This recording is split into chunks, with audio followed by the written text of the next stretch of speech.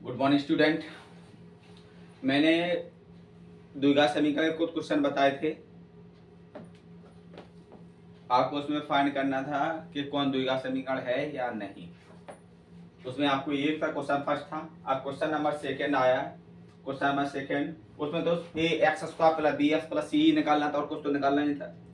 फिर वही तरीका है, द्विघात समीकरण बोलते कैसे, a x square plus b x plus c equal to 0। इसे द्विघात समीकरण बोलते हैं। इसे बहुत अच्छे ध्यान देना और रटने की जरूरत नहीं है। बहुत सिंपल सिंपल क्वेश्चन है। क्वेश्चन नंबर दूसरा क्या कह रहा है, कह रहा है निम्न स्थितियों को द्विघात समीकरण के रूप में लिखिए।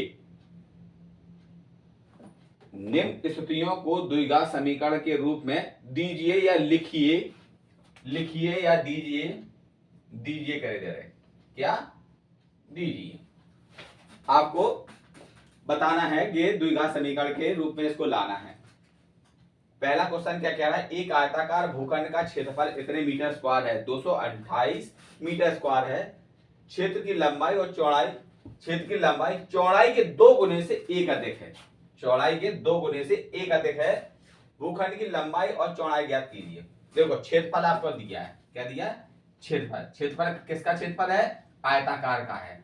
तो आयत का क्षेत्रफल जो होता है, आयत का क्षेत्र, यहां पे लिखेंगे हल। क्या लिखा मैंने, हल। क्षेत्रफल का जो आयत होता है, आयत का क्षेत्रफल होता है, कितना दिया है, 528। होता क्या है वो बाद में बताएंगे, ठीक है।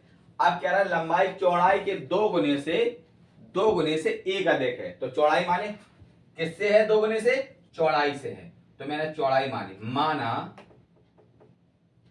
चौड़ाई x। तो लंबाई बेटा क्या आ जाएगी, 2 गुने से, मतलब चौड़ाई 2 को गुणा किया और 1 2 गुने से 1 अधिक है तो मैंने 1 जोड़ दिया। 2 गुने से, चौड़ाई में 2 का गुणा करने से 1 जोड़ो, 2 का गुणा करके 1 जोड़, 2 गुने से 1 अधिक है। इसको किसके रूप में लाना है, द्विघात के रूप में लाना है। ये द्विघात है, द्विघात तो होगा सीधा। द्विघात कह रहा है निम्न द्विघात समीकरण के रूप में लिखिए, द्विघात समीकरण के रूप में लिखना है। फिर द्विघात समीकरण करो, इसके बाद फिर मैं बताता हूं करना क्या है और आगे। चलो, तो आयत का क्षेत्रफल का फॉर्मूला लगाना है। आयत का क्षेत्रफल सीधा लिखे थे, क्षेत्रफल बराबर, क्षेत्रफल बराबर लंबाई गुणित के चौड़ाई। ये तो होता है फॉर्मूला, लंबाई गुणित के चौड़ाई। अब आयत का क्षेत्रफल दिया करता है 528। ये पक्षांतर कर, पहले लंबाई ले रहे फिर चौड़ाई ले रहे, पहले लंबाई ले रहे फिर चौड़ाई ले रहे, क्षेत्रफल बाद में लेते, सॉरी क्षेत्रफल बाद में लिखे दे रहे। कैलकुलेट करने में दिक्कत नहीं आएगी, अगर करना है तो कर लो भैया, मीटर स्क्वायर है लिखे दे रहे। 528 बराबर लंबाई कितनी है बेटा, 2x प्लस के 1 ब्रैकेट क्लोज। चौड़ाई कितनी है, x। चलो 528 बराबर के s का अंदर गुणा करो, तो 2 का गुणा x में होगा तो 2 जुगुत रहेगा, s का गुणा x में होगा क्या होगा, x स्क्वायर।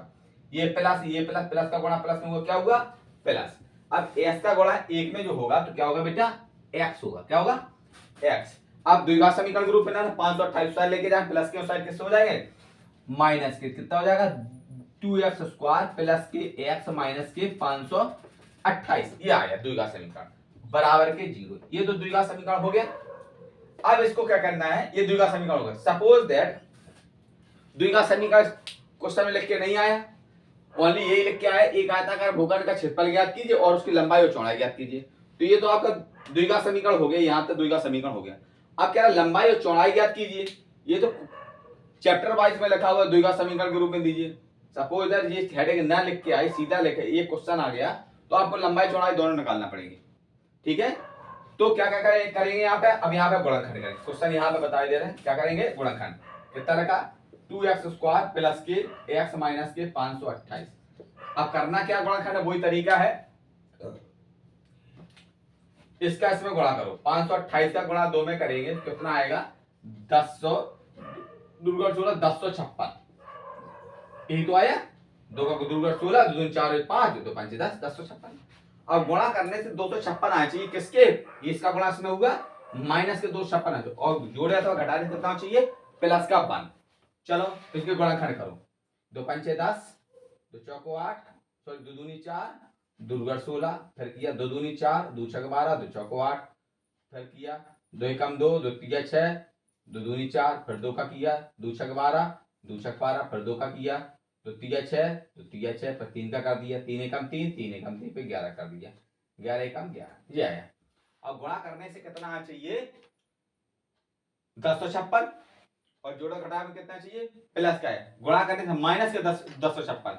अब ऐसे इसके गुणनखंड करो कि गुणा कर दें कि 1056 हो चाहिए माइनस के, और जोड़ो अथवा घटाओ तो प्लस का बनना चाहिए।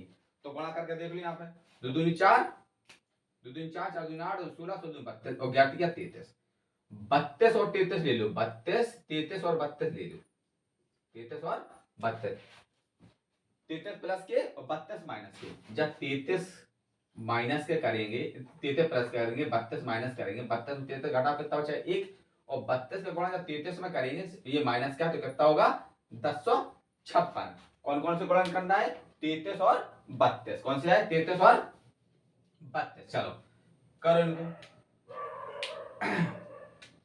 तो 2x² प्लस की 33x माइनस की 32x माइनस के 528 बराबर के 0। लंबाई चौड़ाई निकाल लेना अपन को। चलो अब इस 4 पद बन गए, 2 2 करके कॉमन ले लो, 4 पद बन गए और 2 2 करके कॉमन ले ले। अब यहाँ 2 के पाले में 33 तो आते नहीं, तो 33 2 ना कॉमन भी नहीं आएगा। कॉमन क्या आएगा x की घात पावर 2 है, यहाँ पे घात कितनी 1 है, जहां घात कितनी है 2, तो कम लिए नहीं आपको, कम वाला सब में मिल जाएगा, ज्यादा वाला सब में नहीं मिलेगा। तो यहाँ पे x कॉमन ले लिया मैंने, अंदर कितना बचा 2x², सॉरी x की पावर एक बाहर चलेगी, एक बचेगा प्लस का 33 ब्रैकेट क्लोज।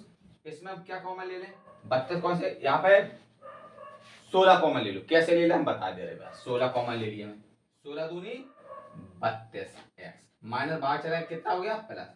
अब 16 का भाग करो इसमें, 16 3 48, 48 है कितनी बची 3, क्या बेर गया 3 बेर, फिर 48 16 3 48, अब 48 16 52 में से 48 घटाओ, 52 में से 48 घटाओ, यहाँ पे क्या बचेगा 4, ये 8 है, कितना फिर कितना हो गया 48, 16 3 48 बराबर के 0। क्लियर।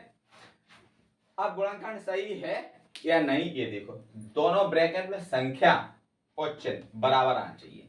संख्या और चिन्ह बराबर आ गए तो उसका मतलब क्या है आपका गुणनखंड एकदम सही बैठा। मैं इसमें 4 कॉमन ले लेता, फिर 2 या 2 लेता, फिर 4 लेता, 2 बेल लेने पड़ती है आपको, इसलिए मैंने 16 ले लिया कि 16 मैंने देखा कि इस वाले ब्रैकेट में कितना 2x है, इसलिए मैंने 16 के बारे में 16 दूनी 32 2 बेल कटा और 16 का पास हो जाएगा था।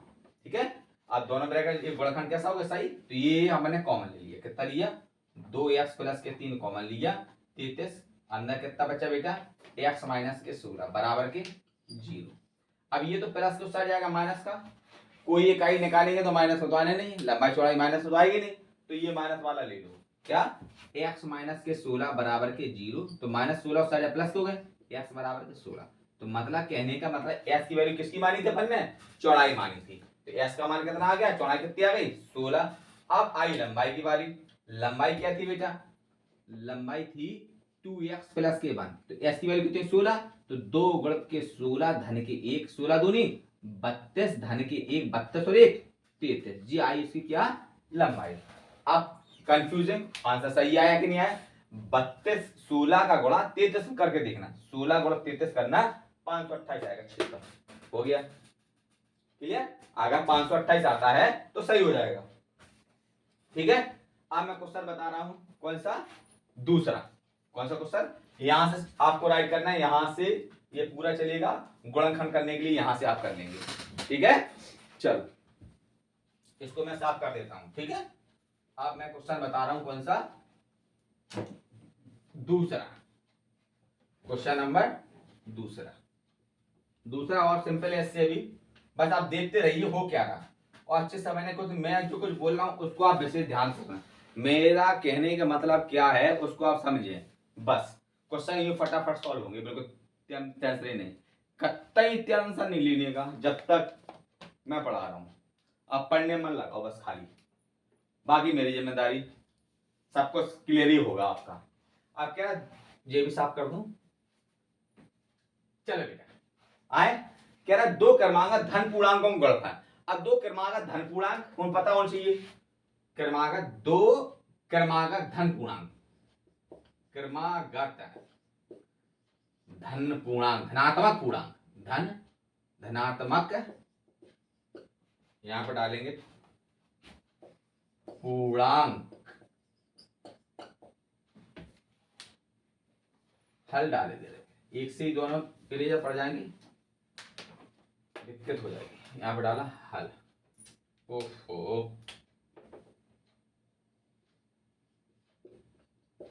हल। चलो क्या है, दो क्रमागत धन पूर्णांक, पूर्णांकों को भी ज्ञात करना है, पूर्णांकों को भी ज्ञात करना है। चलो ठीक है, चलो दो क्रमागत पूर्णांक x, x प्लस के वन धनात्मक पूर्णांक है। कह रहे हैं इनके गुणनफल 306 प्रश्नानुसार, यहां पे लिखना प्रश्नानुसार x और x का गुणा किया, कितना चाहिए गुणनफल, कितना चाहिए 306। जैसा क्वेश्चन कर रहा है वैसे ही हो रहा, जो क्वेश्चन बोलेगा वही करते जाओ, अंदर गुणा कर दो। x का गुणा x में हुआ x स्क्वायर, x का गुणा 1 में x बराबर 306। ये प्लस के साइड आएंगे क्या होगा माइनस में, x स्क्वायर प्लस के x माइनस के 306 बराबर के 0। ये क्या बन गया आपका द्विघात समीकरण बन गया। क्या आंसर बन गया, x square plus x minus के 306 द्विघात समीकरण हो गया। अब पूर्णांकों को निकालना है आपको, क्या निकालना है पूर्णांकों को। अब पूर्णांक कैसे निकालें, ये तो द्विघात समीकरण हो गया, क्या द्विघात समीकरण के रूप में लिखिए, एक आंसर हो गया। अब मैंने क्या बोला था, जब ये नहीं कहेगा तो आपको पूरा ही सवाल करना पड़ेगा। अगर यहीं तक छोड़ता है तो आपको यहीं छोड़ देना, जैसा क्वेश्चन का है वैसा, अपने मन से कुछ नहीं करना है, जो क्वेश्चन बोलेगा वही आपको करना पड़ेगा। अब पूर्णांकों को भी क्या करना है, पूर्णांक जो x और x प्लस 1 के माने थे वो हैं कितने, s की वैल्यू कितनी आई, गुणा करें आएगा कितना, कितना नहीं आएगा। अब यहाँ पे कैलकुलेशन कर लें, x स्क्वायर प्लस के x माइनस के 306 बराबर के 0। अब यहाँ पर 306 के गुणनखंड करें आप, 306 गुणा के 2 पंचे 2 एकम 2 2 पंचे 10 2 3 6 फिर 3 का कर दिया, 3 पर 15 3 एकम 3 फिर 3 का कर दिया, करो बेटा 3 का भाग करो, 3 एकम 3 तो 7 21 और 17 एकम 17 हो गया। अब गुणा करने से कितना चाहिए 306, इनके गुणाखंड करेंगे, गुणा करेंगे 306 आएगा, लेकिन यहाँ पे माइनस के 306 इसका गुणा इसमें होता ना, माइनस के 306 3 होना, ये ध्यान रखना 3, ठीक है। और जोड़ा घटाव करके प्लस का बनना, कितना बचना चाहिए प्लस का 1, तो 2 2 3 2 9 9 2 18, 18 में से 17 घटा दो तो एक ही बचेगा, 18 17 गुणा कर देना तो 306 आएगा। तो x स्क्वायर प्लस के 18x माइनस के 17x माइनस के 306 बराबर के 0। बस अब 4 पद बन गया, 2 2 करके कॉमन ले लो, यहाँ पे क्या आएगा कॉमन x, यहाँ पे x प्लस के 18, यहाँ पे 17 कॉमन ले लेना, तो माइनस कॉमन चलिए बाहर आ गया, तो यहाँ प्लस के x बचे, माइनस माइनस प्लस 17 भाग करना, 17 एकम 17 जितना बचे कितना 30 में से 17 घटाओ बेटा, कितना बचेगा 3, यहाँ पे 1, 3 और 1, ठीक है। हाँ 3 और 1 बस भाकर 17 अठे 17 अठे 137, यहाँ पे 8 बराबर के। चलो x प्लस के 18 कॉमन ले लिया, अंदर कितना क्या x माइनस के 17 बराबर के। अब पूर्णांक धनात्मक आएंगे, ऋणात्मक तो आएंगे नहीं, तो ये प्लस का और माइनस का छोड़ देंगे, तो x माइनस का 17 ले लेंगे, x माइनस के 17 बराबर के 0, बराबर के 0, माइनस 17 साइड पहुंचा किसमें जाएंगे प्लस के, x का मान कितना आ गया 17, तो एक जो पूर्णांक होगा कितना होगा 17, और दूसरा पूर्णांक क्या माना था हमने x प्लस के मान, मतलब x की वैल्यू कितनी 17, 17 धन के 1 बराबर के 18, ये दो पूर्णांक है, इन दोनों का गुणनखंड करें, आंसर क्या आएगा 17,18, इन दोनों गुणा करके देख लेना 306 ही आएगा, कितना आएगा 306। क्लियर, यहां से चालू करना है आपको, ये फिर ये गुणनखंड का बहुत विशेष ध्यान रखें, ठीक है।